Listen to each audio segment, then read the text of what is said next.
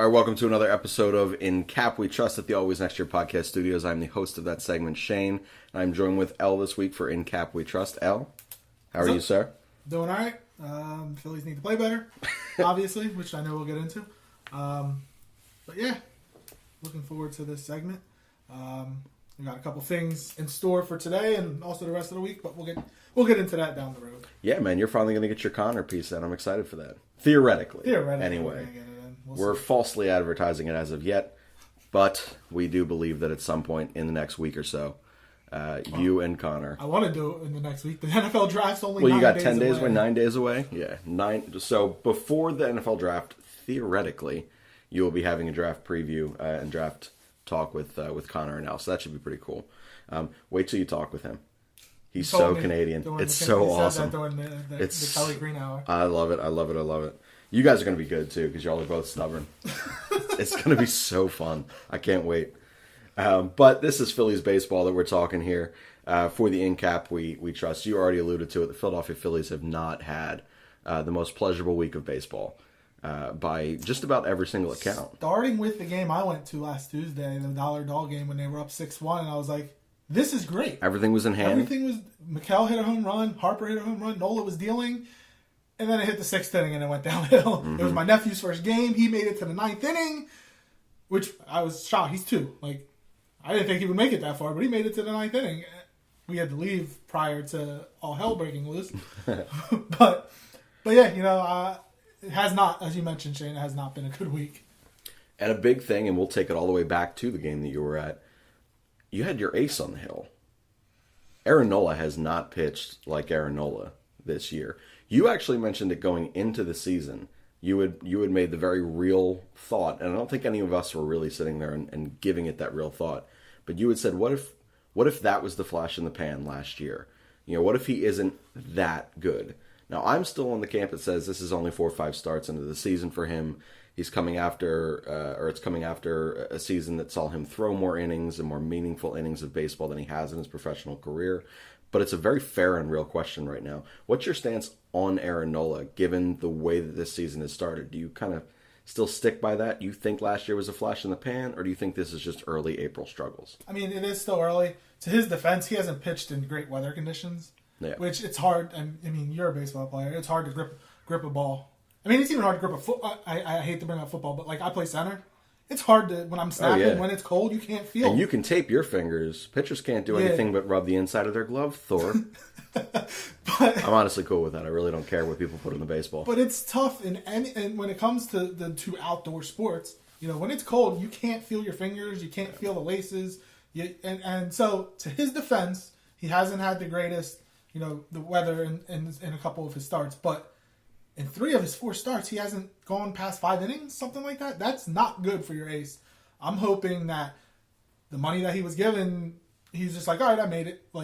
I hated bringing up coming into the season that wasn't a flash in the pan, because he was really good last year. He was third. Dirty. He finished 3rd in Cy Young voting, but he has no movement on his pitches like he did last year. He doesn't look as confident throwing.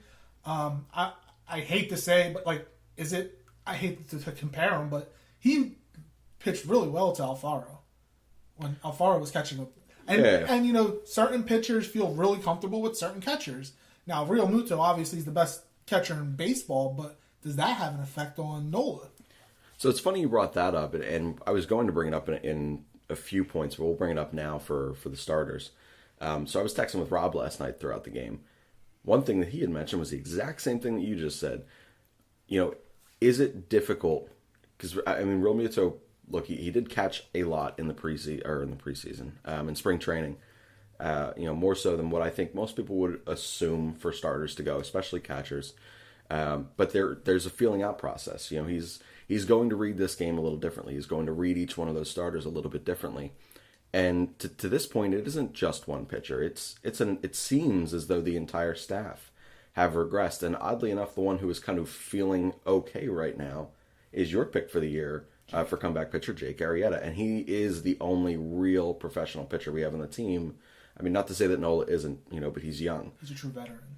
That's right. So Jake Arrieta, was able to sit there and pitch a little bit differently, a little bit more confidently than what each of the other three in the starting rotation have been able to do. Now, that argument doesn't necessarily translate over to the bullpen, but bullpen pitchers, sometimes they're going out there in April, and these are the first 3 times they're throwing to Real Muto. There is a feel-out process. A show I listened to a few weeks back had mentioned that that there was an early season. It was in Washington, that Washington lost, and they felt like this was a game that was Real Muto feeling out Robertson and saying, "All right, you haven't really pitched to me yet. I want to see what you got, because when it really matters, when you get to July, August, and September, I'm going to go back to, if I'm Real Muto right now, that start, and no, this is the pitch he can't throw right now. This is the batter he has trouble with." But this is all a feel-out process, and I do think that's a really fair argument right now. That there was probably a little bit of comfortability there, especially for the young guys who came up essentially with Alfaro those last 2 years. They all got there at the same time. How much of an effect do you think that has, having Real Muto back there? I mean, it's going to have an effect. And you mentioned, as fans, those that just show up to games, they have to realize that it is a feeling out process. It's not something that you're going to get overnight. When you're talking about other sports, you have a training camp. Now, spring training is kind of different because you're not really pitching every day because you don't want to kill your arm. Right. You can talk logistics, you can talk pitches, you can talk baseball all day, every day, but until you're out there on the mound, so you're throwing to somebody, he frames pitches differently, he calls pitches differently. And you mentioned it, Alfaro and Nola and Vinny, they all came up together. So they were playing together for so long that they almost can kind of think, what each other were thinking. So you have to get comfortable with a new pitcher, with a new catcher. It is going to affect, and hopefully, as you mentioned, maybe Real Muto was trying to feel out with Dave Robertson what he can do, what he can't do, what he's comfortable with. Hopefully they're not out of, they shouldn't be, but when you get to July, August, September, that they're going to be able to implement that stuff in the game plans, and they're not out of it in a race that we don't expect them to be out of it, but because it is such a very long season, but they need to find a way. It's very important for the Phillies to come together. That 15-1 loss last week was a game. Look, maybe they needed that, but it hasn't shown it. Coming up to this week, because they just haven't been able to hit the bullpen, which we're going to get into. The bullpen is actually the last couple of days hasn't been that bad, but they've been pitching so much because the starters can't go deep. So that's something that they're definitely going to have to work on. And that for me is the biggest issue. So, early on throughout the first 2-3 turns of the rotation, Eflin was the guy. Eflin comes in and Eflin has a rocky start. Eflin lets up 3 home runs in the 4th inning, whatever it was, 3rd inning, something like that in Miami. Which, by the way, good to know that we still play like garbage against Miami. It doesn't matter who's there. It's ridiculous to me. But we didn't have that stability guy right there. People, I think, are really blowing out of proportion what Vince Velasquez has done in his couple starts that he's had. The guy gets hit harder than anyone I've freaking seen. He is getting so damn lucky that some of these balls are just finding gloves. That to me is a concern. And as the weather warms up, he is a concern. He is a liability. As Charlie says, hitting weather, them balls are going to fly oh my out God. of Citizens Bank Park. It's going to be bad.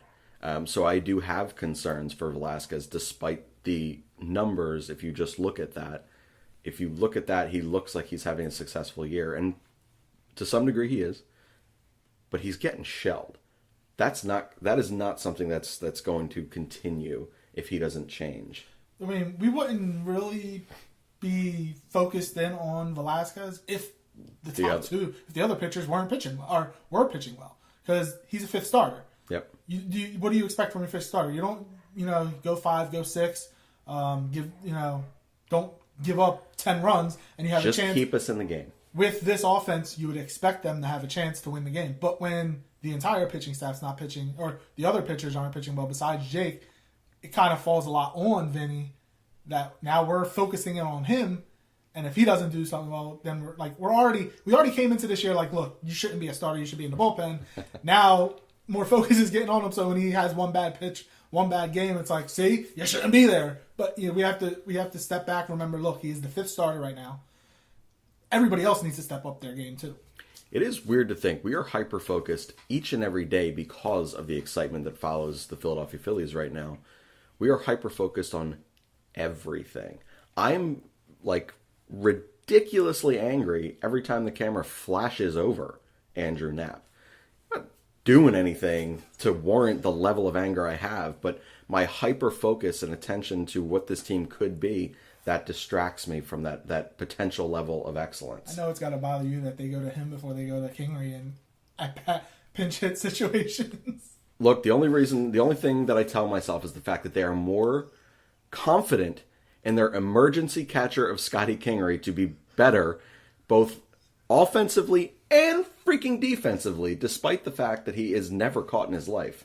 They still believe in him in my head. This is how things work, because there's no reason Andrew Knapp should ever be in the goddamn batter's box before Kingery. I think that in those extra inning games, they would prefer to have Scott Kingery, the emergency catcher who's never caught behind the plate, rather than Andrew freaking Knapp, which we'll get to him in a few minutes too.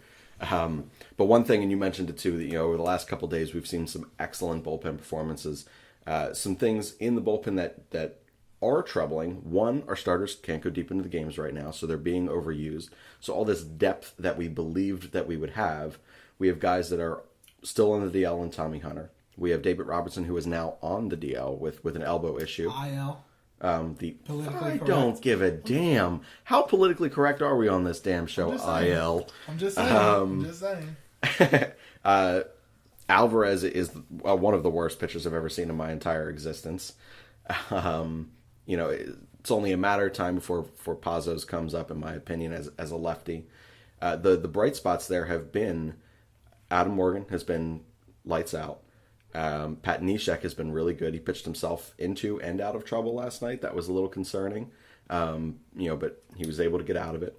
And then Hector Neris, as long as he's not in the 9th inning, has been okay. Beyond that, and Victor Arano, we could talk about him for a second too. Dog shit spring training, goes to AAA, 4 great performances, comes in first. I think he followed Jake Arrieta. Was that right? Jake Arrieta threw 7. Maybe something like that. I think Jake Arrieta threw 7, and then he came in and threw the last 2. Then he came in a couple nights later, and I'm pretty sure he struck out all 6 batters he faced, which was filthy, just downright dirty. But the bullpen that we believed had so much depth, when your rotation is not going deep into games and is consistently pitching themselves and their club into trouble and applying pressure to an offense that really should never feel pressure, because they should always feel like we have an opportunity to win the baseball game with how many runs they could put up. It's a little different knowing you need to put up 7, 8, 9, 10 runs a night. How much of an effect does the starting rotation right now have on your confidence in this bullpen, despite the fact that over the last couple of days, as you mentioned, they've been basically lights out? Well, I mean, just going over their numbers, they've pitched 15 innings the last two games. 19 strikeouts, 5 walks, and only giving up 2 runs. So yes, that looks good. That is good. But when you mention 19 innings, 15 innings is a lot of innings over a 2-day period. And this is only, we're still in April. What are we, 14 games into the season? That's not how you want to be using your bullpen. And this is why the Phillies have such a short bench. They only have 4 on their bench, because you have to carry so many bullpen arms because you don't have faith in your starters to go deep.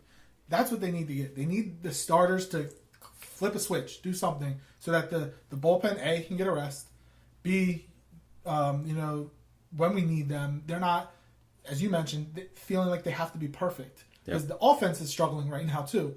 Nobody really expected the first, 5-10 games of the year, they were number 1 offense in baseball. Now they can't score. And they're struggling to score. Last night, Bryce Harper came up with the bases loaded, swung at the very first pitch. Popped it up. After I'm pretty sure, was it a walk? There was 4 walks in that inning. And as much as we love Bryce Harper and we love his aggressiveness, I feel like, wait till he throws a strike. get a strike, see it, so you know he can actually throw one, and then get the bat off your shoulders. You know, that swinging at the first pitch, that's something that we get mad at Odubel for, we get mad at Franco for. Bryce should not be, be pitied with when it comes to that. He needs to have some, he's being paid $330 million. You need to be smart with the, now obviously if people did a home run, we would have been like, thank you swung the bat. So obviously the circumstances dictate how you're going to. The results follow your feel. Exactly. But we just need, it all comes down to the starters. Find a way to get deep in the games, give the bullpen some rest, and get that confidence back that we had coming into the season. So last year I picked for my bounce back or comeback player of the year for the Philadelphia Phillies before the season even started last year. I said it was going to be Jared Eichhoff. And wow, was I wrong. He pitched, well, when he did pitch in September, when the season was already lost, he pitched okay. But he's a guy whose injuries have followed him, consistently. Last night, they obviously make the roster move. They put Drew Anderson in there for a bullpen piece. They've optioned him back today, and they've brought up Jared Eichhoff. Where does Eichhoff fall for you in terms of possibilities to kind of add some life to the rotation or add some consistency? Now, the thing, and even I own this with Eichhoff, a couple of years back, he was our best pitcher. That's not a very good rotation. I think he's an okay 3. I think he's a very good 4 or 5 in terms of rotations. And one thing with him, while he will never be the sexy option, I do feel comfortable and confident that he will get you through 5 or 6 innings, almost every single start, and keep you in the game. Whether that be he only gives up 3 runs, whether he gives up 5 runs, but it's on a night where the offense is clicking. He just seems to be able to stay in games. Are you still hard-pressed on saying, let's go get Keuchel right now? Let's go make a move? Or do you think that this rotation and a Jared Eichhoff can figure it out? Well, I would want Keuchel, but it doesn't help you immediately. If you get Keuchel, if you get Kimbrel, they're going to need a month and a half to get ready. But as we mentioned, you could be thrown on the side, you could be pitching, but that's not the same as that adrenaline rush. Nothing being on the simulates a mound. game. So even if we were to sign Keuchel, who reports are he's kind of bringing down his asking price, good. That's a good if thing. he's going to bring down his asking price, go get him, because he can hopefully only help your rotation. He can't be as bad as Vince, So even if you're going to get them, as I mentioned, it's going to be a month and a half before they're actually ready to go. I mean, it took Jake last year. What? Oh yeah, he signed in spring training. These guys are in season, not signing. Maybe they think of going to right now, if they're with bringing up Eichhoff, do they go to a 6-man rotation maybe right now? Or do they drop Vince to the pen? Maybe, but I'm thinking, Pavetta for that matter, who's really struggled. Nola is in his head right now. Give him an extra day off here and there. Me and Rob said that too. And maybe that is what they're going to do. I doubt it, because I know going to a 6-man rotation this early in the season is probably not the sexiest of choices. Yeah. Is he gonna be the long relief guy, or is he going to replace somebody, a Vince or a Nick, in the starting rotation? But whatever it is, they have to figure it out quick. Fortunately for them, the teams are just going to beat each other up in the division, so nobody should run away. Yeah, it should be tight consistently throughout. Yeah, no, but the other thing is, last year the Phillies were so bad against the division. That's why they fell down the stretch. They have to find a way to beat the Marlins. You have to find a way to win 2 or 3, against the Mets. Even though the Mets have a really good pitching staff. If you're not facing DeGrom, find a way to beat the other starters, because it's going to be really tough to beat a DeGrom. So they have to find a way to win these games in division, and they can't be experimenting into June, into July, because by that time, maybe you're out of it. And that's one of the most concerning things, because this division is so strong, and because the Mets are probably the second best team in the division. The Nationals right now seem to be sputtering as well, though their offense is coming to life. We play the division so many guys. I think it's like 40-some games out of the first 65 games we play in division. This is a pretty bad freaking time to struggle this bad. You cannot afford to drop 2 out of 3. One, you got to every single Miami series, you got to take 2 out of 3, if not 3 out of 3. You have got to beat up on the bad team. You need to do it. So far, we seem to at least play Washington well, sans that one blowout game. It was a circumstantial thing with the way that the bullpen worked out on the night that you went. But that game was fairly well in hand, and had we had the full complement of our bullpen pieces available to us, that game never would have went that way. I did not know that. 4 people were... Your 4 best bullpen pitchers were out. That should never happen. The reason it did is because your ace was going the next night. You shouldn't have needed what they needed. I get that, but I still don't think you should go into where your top 4 bullpen arms are not available. 2 not available, fine. Well, but 4 is... They used Sir Anthony for like 4 pitches or something. They probably could have saved him. Like, maybe that was the move. And to that point, Sir Anthony wasn't super strong. That's kind of where he began to... scorching start he had last year. Yeah. He hasn't been the same guy. Well, he's another one, man. While his stuff is fantastic and his movement's great, he's never thrown the amount of innings that he's throwing now. He was a starter for most of his professional career. He's young, but he just kind of got thrown into and built into this high-stress reliever role, this fireman's role.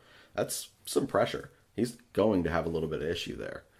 But we've talked a lot about, the pitching, and, we can kind of move into the offense now because, as you mentioned, they haven't been as hot as they were. And I think it is unrealistic to expect that they're going to put out 8 to 10 runs every single night.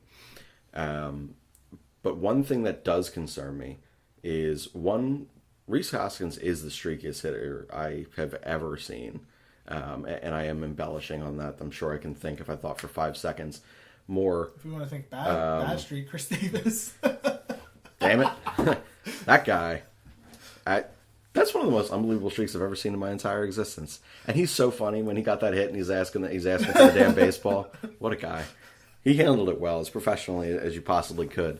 But, Rhys Hoskins in your 4-hole, there are times where everything that he does well, he still does well even when at-bats aren't going his way. He still works pitchers. He still makes them throw pitches. But those 8, 10, 12 pitch at-bats, they end with the slider away that make him basically drop to a knee and swing over and strike out.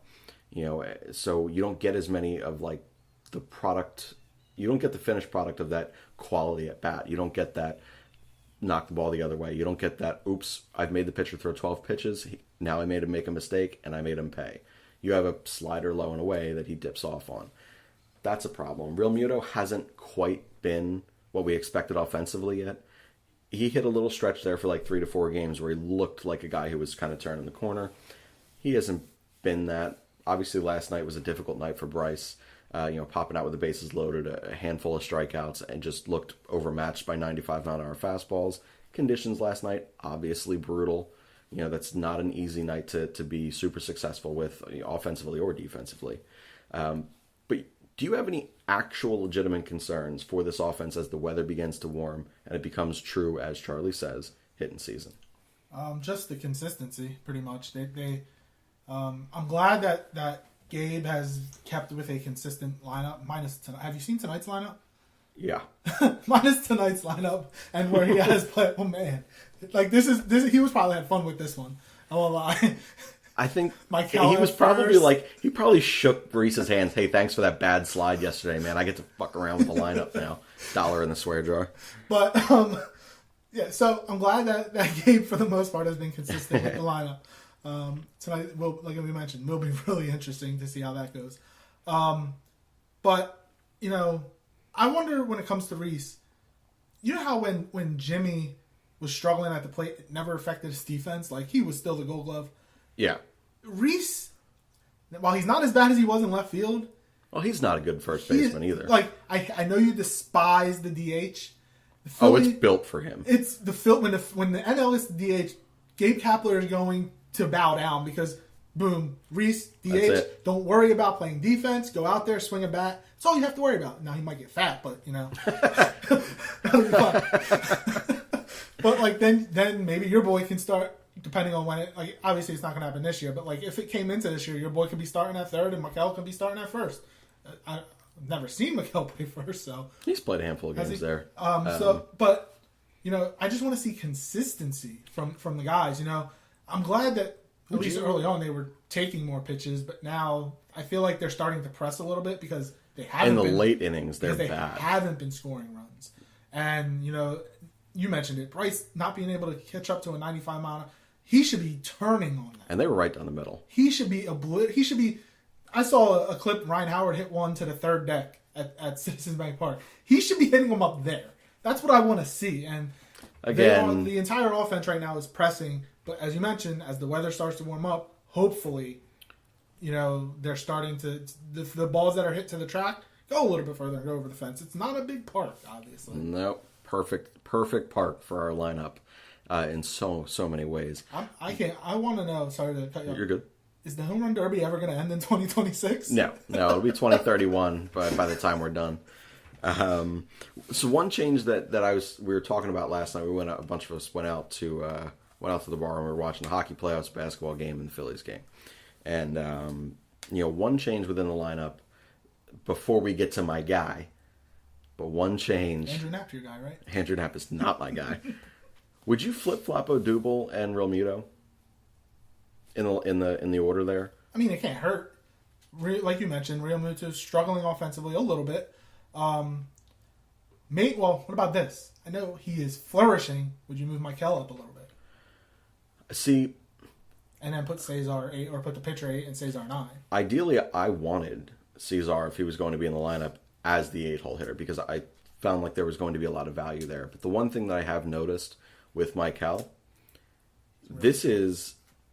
he is baseball stupid, and he is so stubborn in the box. He can fix his swing and get himself right and have a 6-week stretch like he did last year where he was the best hitter in baseball. He can do that, and he has all of the physical tools to do that. But he is dumb between the ears. That guy's a moron, and he just does whatever the hell he wants when he wants to. The 8-hole forces him to be conscious of different things in the box. He can't be as free swinging because he knows that people are going to pitch around him. He knows he's going to draw more walks. He's going to get on base a ton due to our offense. Even when we're not clicking, people are still getting on base. And then wanting to pitch to the pitcher. Exactly. The 8-hole was basically made for a baseball idiot like Michael Franco. And look, your prediction may very well stand. He may have he may have the most home runs by the end of the year with the way that he's swinging, so long as they keep throwing fastballs up and in, which apparently last night was a changeup, same spot, up and in, the only pitch that he can hit out of the ballpark.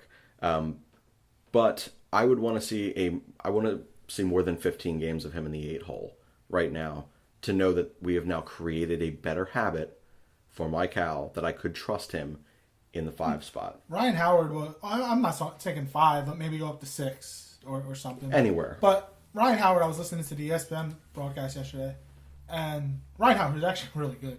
He was actually nice, yeah. He mentioned how Franco isn't, he doesn't have as many moving parts. His bat is a little bit more calm. So I'm thinking maybe, he has matured a little bit, and being put in a different spot in the order, not just 8th, he could still keep that confidence. And if you move him to 6, if you move him to 5, 7, whatever, and he struggles, just put him back to 8, let him get that confidence back, keep him there. But I mean, right now he might be the best hitter, the most consistent hitter on the team, and you want to find a way to get him more at bats. And putting him up to 5, 6 might do that for a little bit of a stretch while everybody else works on things. Now, obviously, I've never been a huge Michael Franco fan, but I do recognize the improvements of his game each and every year, whether it be on the defensive side of things or at the plate. This is the most comfortable and confident and in control I've ever seen him in the box, and I think that's why I'm a little bit more hesitant than normal to say, oh, hot hitter, move him up, get him more at bats, put him in more critical of situations, allow him for more RBI opportunities. I'm okay with him in the 8 spot right now because it's a consistent piece to turn the order over and to get through the pitcher. There is a bottom of the order power threat right there that you're not going to get from anyone else that you're going to put in that lineup. No one else in baseball has an 8-hole hitter like Michael Franco. So for me, like I said, it would need to go like towards June, and if he was still raking, and we were having other lineup issues that extended into June, before I began to entertain the idea of moving Michael up. Another thing that so we've had like 48 different bets on the two of these players. So Cesar definitely started off the year not good. Scotty Kingery has been used very, very sparingly, but when he has had these opportunities, he has been successful. He has 3-4 doubles. He's hitting over 500. He's getting on base. He is a good base runner. But finding starts for him haven't really been in the cards yet for Gabe Kapler. One thing I've noticed about Cesar, your guy, while he has not been great defensively, as indicative by that garbage throw last night after the ball went off Reese's glove, and the butchered ball earlier on in the game, that we ended up making up for anyway, but still, the pressure, do you think the pressure of, hey, Scotty's performing in his limited opportunity. I know that I may not be long for this starting spot. Cesar started to swing a decent bat. How much do you accredit that Scotty Kingery is right behind him in the way that the organization obviously does feel about him? Do you think that has anything to do with Cesar kind of getting back to the Cesar that we know? Because he is at his best, 280, 290, 300 hitter. I think he's getting more comfortable. A lot of hitters start off slow. Howard used to start off kind of slow. And I'm not comparing Cesar to Ryan Howard, but you don't think he can pop 58? I don't know anybody in baseball can pop 58 right now.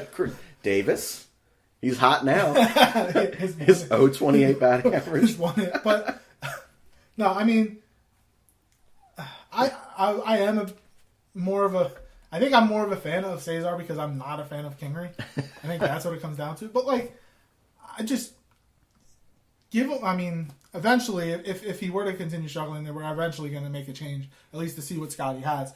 But I'm like you said, you want to see it consistently. I want to keep give him an opportunity until he starts costing us games. He's not the reason. Cesar, I'm not putting as the reason why we're losing games. The last week and a half. He needs to find a way to get comfortable in the field, which I'm shocked because I thought coming this year, I even thought the last couple of years he was a good defensive second baseman. He's not a great defensive second baseman. I thought he was all right. He has gotten significantly better. Credit for. Well, he's gotten way, way better in the last 2 years, 2.5 years than when he began. He was rough. And, should they have made a move with him to get Scotty into the starting lineup? Who knows? But I have no idea what they want to do at that position right now. They don't want to send Scotty down to AAA because of the contract. And as you said, they feel really comfortable with him. They like him. But they don't want to take Cesar out the lineup. So it's really tough to figure out what they're trying to do, what they're going to do. And I don't know how... And baseball is tough to let players battle it out. Like in other sports, in basketball, if you have... Ride the hot hand during 48 minutes. Yeah, or you could put two guys on two guards on the court at the same time, and it's a lot easier in other sports to let guys battle out than in baseball because you have the 9 innings. If one guy's on the field, the other guy's most likely off the field, and you can't.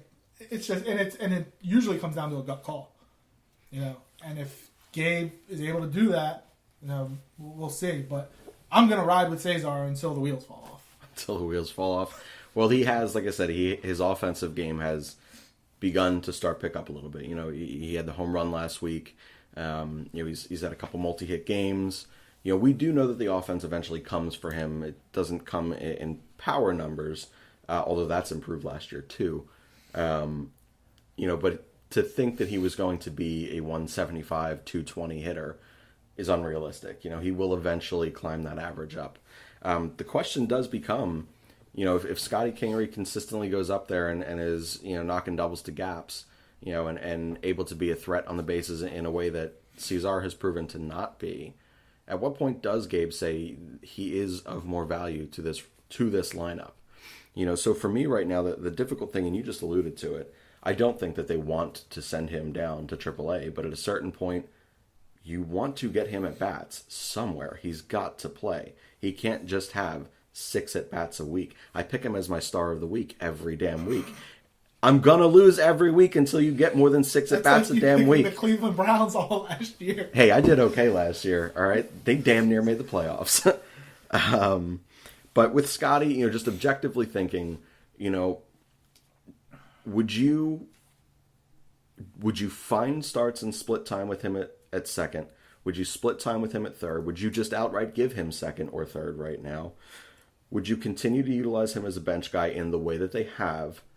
Or would you exercise that option to say, you know what, let's get him, at bats down at AAA. Let's see what Cesar can do with consistency. Let's see what Michael continues to do before we decide to make a particular move. Well, I wouldn't put him at third just because Michael is swinging a really good bat right now. Obviously, that can change because he's a streaky hitter. But, he has tied for the most home runs with 5, second on the team with 14 RBI. So I'm not taking him out the lineup or taking him off third. And he plays pretty good defensive third base. See, I would, to get him consistent at bats, send him down to AAA just so he can get the at bats. And this will allow Cesar not to look over his shoulder every game because Scotty's not sitting on the bench. The only issue is they would have to get a utility infielder because that's what Scotty is right now. Now they may be easy to find. I off the top of my head, I can't think of who's in AAA that they could bring up. They're going to bring up Sean Rodriguez. So they would have to find somebody who can play the utility infield role, and somebody that has speed that can run the bases. But if they were to send Scotty down to AAA, I think that would kind of take a weight off of the shoulders of Cesar, maybe. And if it doesn't work, then bring up Scotty's your guy, and then Scotty goes to second base. But that's what I would do right now, and I know that's something that you are against. No, I'm not necessarily against it. But I think Scotty needs, like you mentioned, you cannot have him sitting on the bench getting 6 at-bats. You want him, that's why you don't bring up Dylan Cousins to sit on the bench. Yep. And, a couple years ago, that's why you didn't want to bring up Rhys Hoskins to sit on the bench and not get at-bats. Have them out, have them on the field, have them get at the plate consistently on a daily basis. And then when you need him, he's not, rusty. Yep. And it's not the worst thing. In my mind, if he is going to get as little playing time as he's getting, I would put him in AAA. And I would let him get the work that he needs. I would let him go rake in AAA and build up his confidence. And like you said, best case scenario, Cesar hits the crap out of the baseball, and one of the two of them becomes infinitely more movable and attractive. Probably Cesar, but if they suddenly believe Cesar is the guy going long term, in the middle infield over Scotty for some crazy reason, okay, then you have more value with Scotty Kingery in a trade. But you have to maximize those players. And then worst case scenario is Cesar doesn't play that well. Cesar goes to the bench. Scotty Kingery takes over second base. You don't think Cesar is a damn good bench player for the Philadelphia Phillies right now? If we cannot move him, he can play second, short, third, and the outfield. Not unlike Scotty. And he's honestly probably a safer bench option than Scotty because of the professional background. So there's a lot of interesting stuff there with Cesar. So this brings us to our In Defense of Gabe section of the podcast. So we just integrated this last week or 2 weeks ago. Gabe Kapler, as we all know, is the most infinitely positive human on the planet and will go to bat for his players always and defend them blindly despite everything that we see. Every week, all the members who are currently on the show are going to sit there and say one thing or a few things that they will blindly defend to the day that they die. Elle, we're going to start with you. All right, so I'm going to do one sports one and one regular one. I would have won Wing Bowl one year. I'm so mad I never got to do Wing Bowl, and then they stopped it after 25 because the Eagles won the Super Bowl. But yes, I think I could have won Wing Bowl one year. I mean, I could tear down some wings. Yeah, you can. Oh my God. Did you expect that one? I didn't. No. You said that it was something that is no longer around anymore, and I was sitting there trying to think of all the different things in my head that are no longer around, and that just was certainly not atop my list. But the confidence and conviction with which you just said that statement, I believe it. I would have been in your corner. Oh, that's a good one. You would have won Wing Bowl. Mm-hmm. You want to give your sports take one now too? No, you can go do one, and then I'll. All right, so I don't have a sports one. I'm gonna go with just the one that I came into the show with. The Shore is an infinitely better time in the winter when not a damn soul is down there. When grocery stores are on curtailed hours, when the Wawa's freaking closed, when all the regular local shops aren't there, and not a damn soul is there, that is the best place on earth because nobody's going to bother me. Everyone says be personable. It's the shore. Don't you want to go on the beach? Don't you want to see women in bikinis? Don't you want to run around? Fuck no. I just want to be left the hell alone. Another dollar in the swear jar. So, for all you people who love the damn shore, you're wrong. Go in the winter. It's the most peaceful time on the planet. I actually agree with that. The only thing is I like the boardwalk. So the boardwalk not being open kind of stinks. The boardwalk is open. Just you can't buy nothing because none of the stores are open. Because I'm a big... Except for Mac and Manco's Pizza, which is now just Manco's Pizza, I think.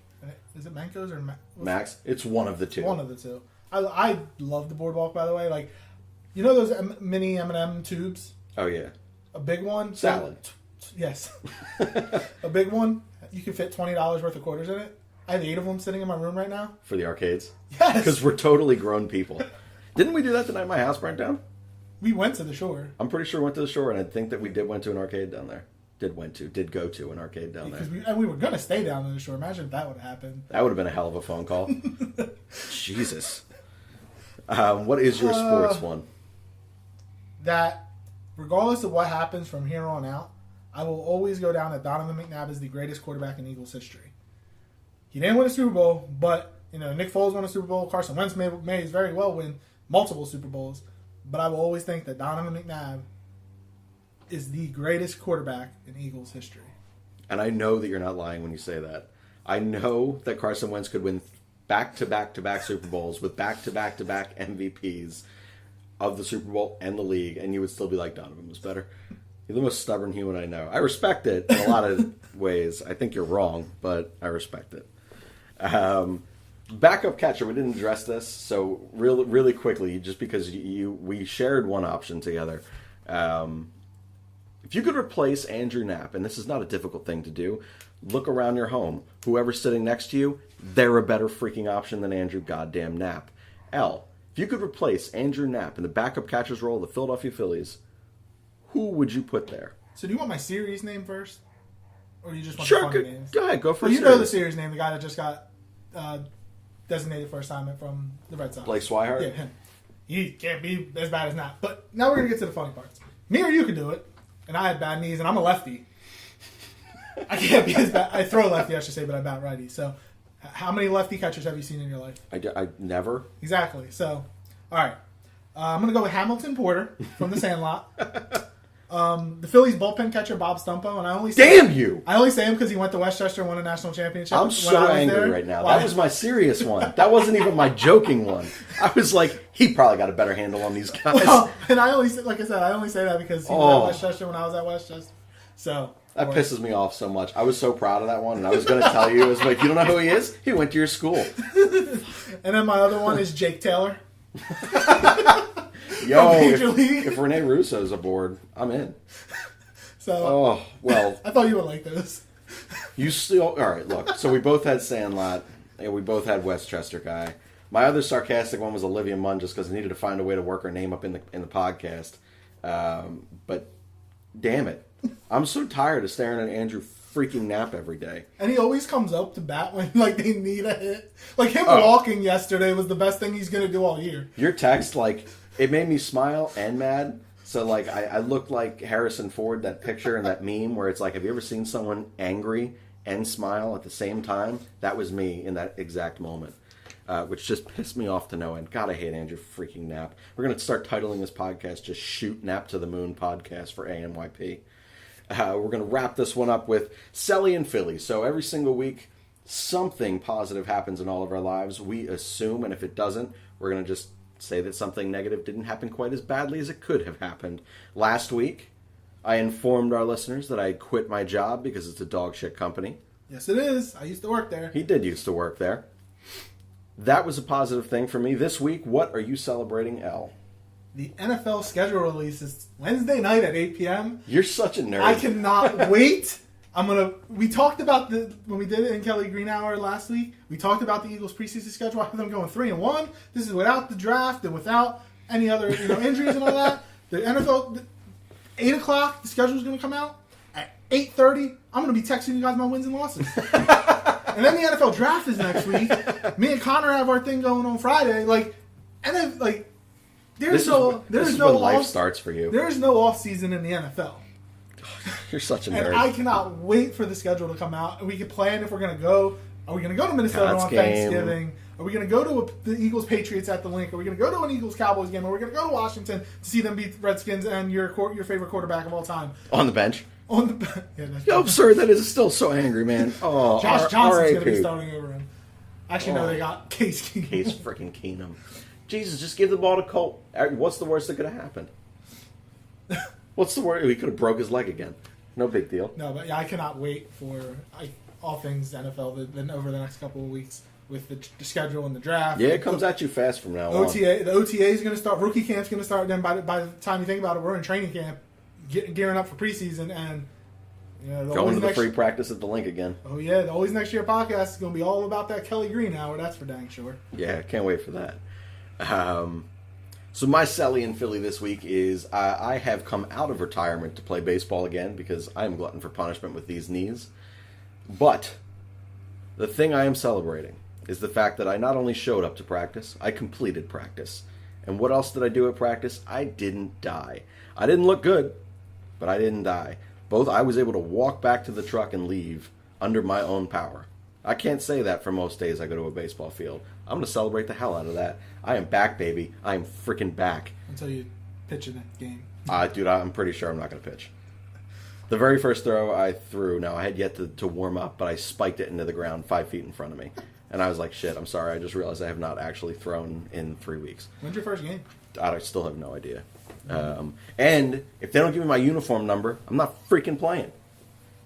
Number 9? 9. 9, 7, or 1, I told him. I said, if you can't get me one of those numbers, someone's going to die. Not that it's going to matter. I'm going to ride the bench this year because I'm 100 years old. I was able to get my 54 on my new football team. That was awesome. There you go. We're 4-1. We have a big game this week. This is a rematch of the championship game last year. But we're in the same division. So this is a big game because if we win, we kind of solidify ourselves as the number 2 seed in our division.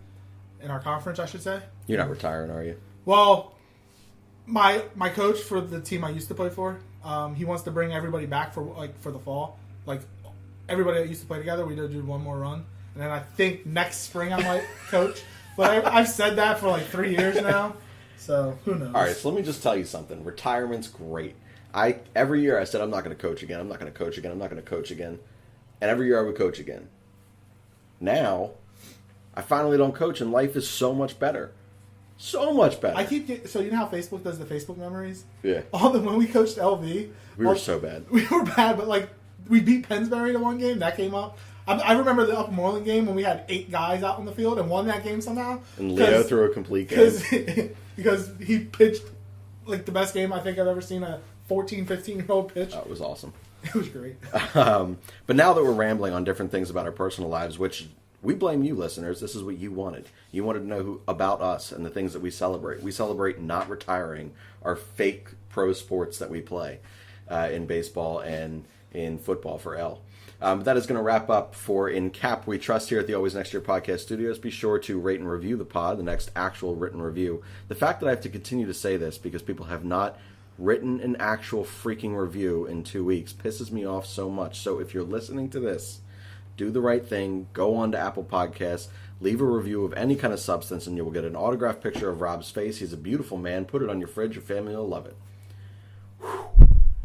Also, be sure to go to our website and subscribe to that, www.alwaysnextyearpodcast.com. Leave the 5 stars there. Leave the 5 stars on Apple Podcasts or wherever you listen to your podcasts. I am the host of this show, Shane. You can find me on Twitter at Shane_Meade. You can find L at LJGarel54. And then you can always follow the podcast at ANY Podcast. That'll be it. We'll be back with another episode of In Kap We Trust next week. Hopefully, a more positive episode.